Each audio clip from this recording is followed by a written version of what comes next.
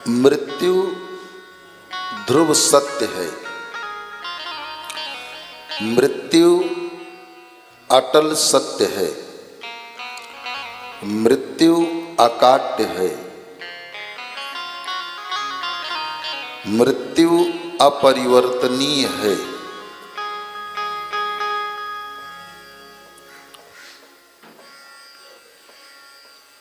किसी भी शास्त्र में, किसी भी पुराण में, किसी भी ग्रंथ में, किसी भी धर्म में, किसी भी साहित्य में आज तक का ऐसा कोई प्रमाण नहीं है कि कोई भी जन्म लेने वाला मौत से बचा, मृत्यु से बचा।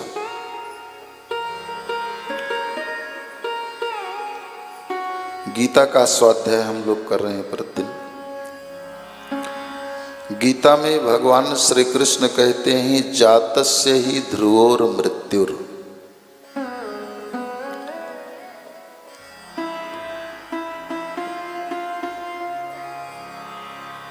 मृत्यु ध्रुवोर, जातस्य ही ध्रुवोर मृत्युर। ध्रुवम जन्म मृत्यु तस्माद् परिहार्यर्थे न त्वं शोचितु मर्हसि। जन्म हुआ है तो मृत्यु अवश्य है। जन्म हुआ है तो मृत्यु ध्रुव सत्य। और इस बात को सब लोग स्वीकार भी करते हैं और केवल स्वीकार नहीं करते, इस बात को सब लोग जानते भी। अच्छा, और कुछ जानने के लिए स्वाध्याय की आवश्यकता है, सत्संग की आवश्यकता है, भजन की आवश्यकता है, तप की आवश्यकता है, ज्ञान की आवश्यकता है, शिक्षा की आवश्यकता है। और मृत्यु को जानने के लिए किसी की आवश्यकता नहीं। मृत्यु से हर किसको कैसे, मनुष्य की तो बात छोड़िए, सृष्टि का प्रत्येक जीव, प्रत्येक शरीरधारी मृत्यु से भली भांति अवगत है। कुत्ता भी जानता है कि मौत, बिल्ली भी जानती है कि मौत है, कीड़ा मकोड़ा भी जानते हैं कि मौत है। एक चींटी भी मृत्यु को जानती। घी के पात्र में चींटी प्रवेश नहीं करेगी। जल के किसी पात्र में जल भर करके रख दो, उसमें चींटी नहीं जाएगी, आसपास उसके लौट आएगी। राख में चींटी प्रवेश नहीं करेगी, उसको पता है इसे निकलना मुश्किल। इसकी तो बात छोड़िए, दिल्ली में एक दो घटनाएं आंखों के सामने घटी। इतनी ट्रैफिक, इतनी भीड़ होती है। रेड लाइट के सर्किल पर एक पागल खड़ा था। आने जाने वाले अपनी गति से जा रहे थे, सिग्नल ग्रीन था, गाड़ियां स्पीड से निकल रही थी कि जब तक हरी बत्ती है हम पार कर जाएं। और चौक पर सेंटर प्लेस में पागल खड़ा है। आने जाने वाले कह भी रहे थे, देखो पागल खड़ा है, देखो पागल खड़ा है। और उसको रोड क्रॉस करना था तो उसका सिग्नल रेड था। उस तरफ के सब लोग खड़े थे, सारे वाहन, पैदल वाले सब। और हरे वाले चले जा रहे थे सब। अब अगर वो सिग्नल को ग्रीन होने की प्रतीक्षा करे तो पागल कहां रहा? समझदार ही तो प्रतीक्षा करेगा कि हमारा अभी मार्ग अवरुद्ध है, सिग्नल रेड है। और अगर समझदार भी रेड लाइट को पार करने लगता है तो सामने वाला उसको नासमझ ही कहता है ना, नासमझ है यार, तुझे हद कर दी तूने। तो वो तो पागल ही था, वो काहे को प्रतीक्षा करे? खड़ा था और अचानक छलांग लगा दिया पार करने के लिए। अब ग्रीन लाइट वाले जो जा रहे थे, जब अचानक आ गया तो उसने इमीडिएट इमरजेंसी ब्रेक लिया गाड़ी वाला। गाड़ी चरचरा के खड़ी हो गई। उसके पीछे वाला जब तक समझता तब तक सामने वाले को ठोंक चुका था, उसके पीछे वाला उसको ठोंक चुका था, उसके पीछे वाला उसको। तो पीछे के करीब 10 लोगों ने अपने आगे वाले को टक्कर मार दी। सब उतरकर एक दूसरे से लड़ गए। 10 गाड़ियां आपस में एक दूसरे से ठुक गईं और पागल को एक भी गाड़ी टच नहीं कर पाई। वो इधर का उधर करते लड़खड़ाते और सड़क को पार कर गए। संजोग से मैं भी लाइन में था। खैर जो कुछ हुआ सो हुआ, सब अपना आगे आगे बढ़े। लेकिन मेरे दिमाग में, मन में एक बात आई। मैंने कहा यार मधुर, ये जितने लड़े हैं एक दूसरे से गाड़ी में गाड़ी, ये सब समझदार हैं। और जो पागल था वो बिल्कुल आराम से निकल गया, उसको कोई गाड़ी स्पर्श नहीं कर पाई। तो समझदार एक दूसरे से लड़ गए और पागल। वहां मेरे मन में एक बात आई, इसका मतलब मौत को ये पागल भी जानता है, और कुछ जाने या न जाने लेकिन मौत को जानता है। ये भी समझ रहा था कि अगर मैं किसी गाड़ी की चपेट में आ गया तो मैं मर सकता हूं, मैं निष्प्राण हो सकता।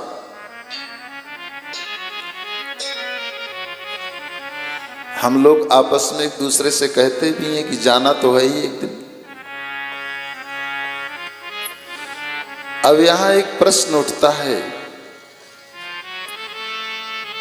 क्या मृत्यु को स्वीकार कर लेना ही ज्ञान है, या मृत्यु को स्वीकार करने वाला ही ज्ञानी है?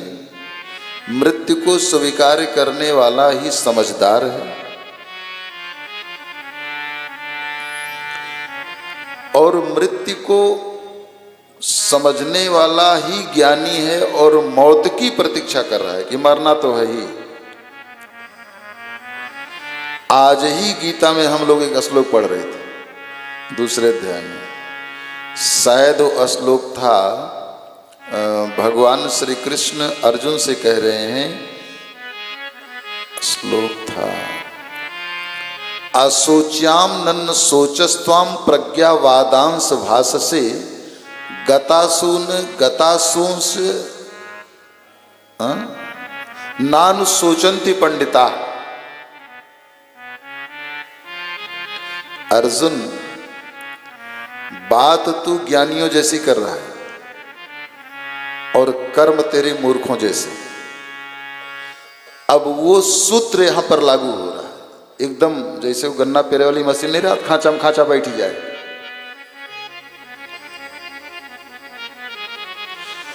इस बात को स्वीकार कर लेना कि मृत्यु सबकी होनी है, हुई है, हो रही है, होगी, और फिर अपनी दिनचर्या में लग जाना।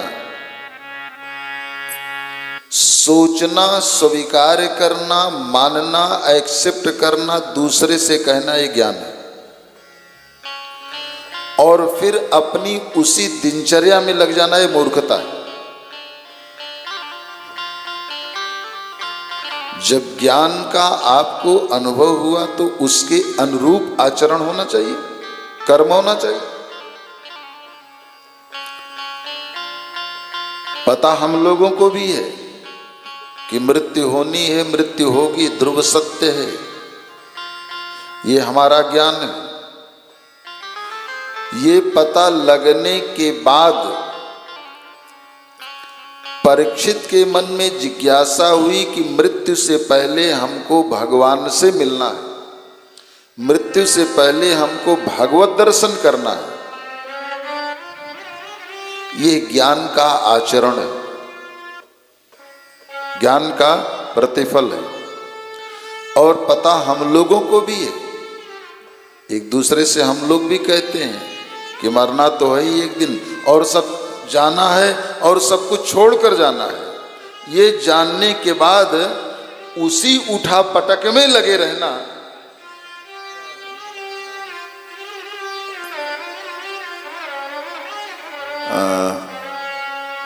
क्या क्या कह सकते हैं। अच्छा, एक अज्ञानी मूर्ख होते हैं और एक ज्ञानी मूर्ख होते हैं। मुझे ऐसा लगता है विज्ञान इतना प्रगति कर गया है,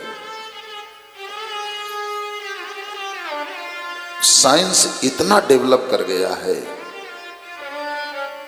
सोशल इतना डेवलप कर गया है कि अज्ञानी मूर्ख तो शायद एक आधा मिले।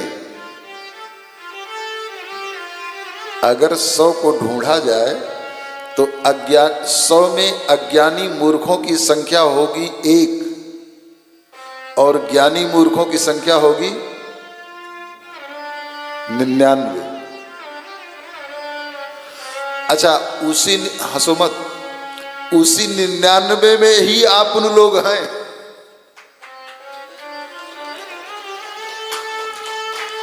उसी 99 में ही है। क्यों?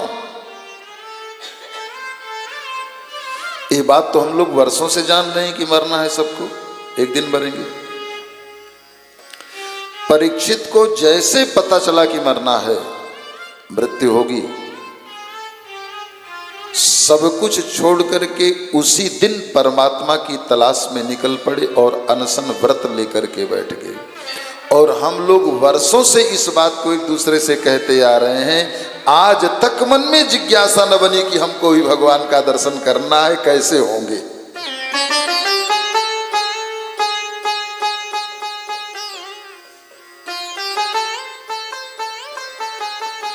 और जब परीक्षित के मन में जिज्ञासा हुई,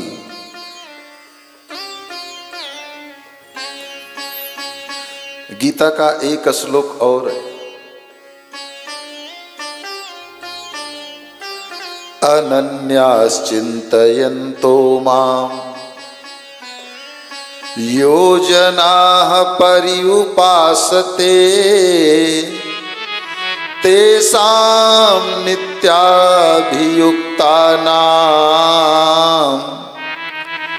योगक्षेम वहाम्यहम्।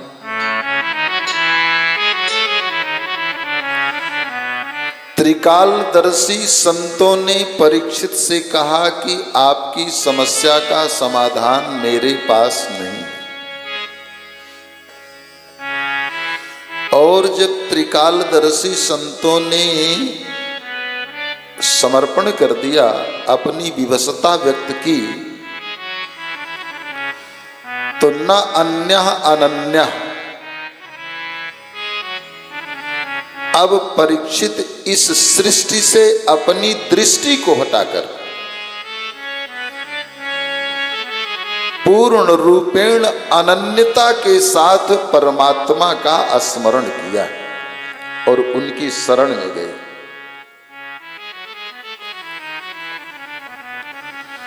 जब अनन्यता से परमात्मा की शरण को परीक्षित ने स्वीकार किया, तो भगवान श्री द्वारिकाधीश ने आचार्य सुखदेव को प्रेरित कर दिया, शिष्य योग्य है, समाधि से बाहर निकलो और जाओ। अपना संपूर्ण ज्ञान परीक्षित की झोली में डाल दो।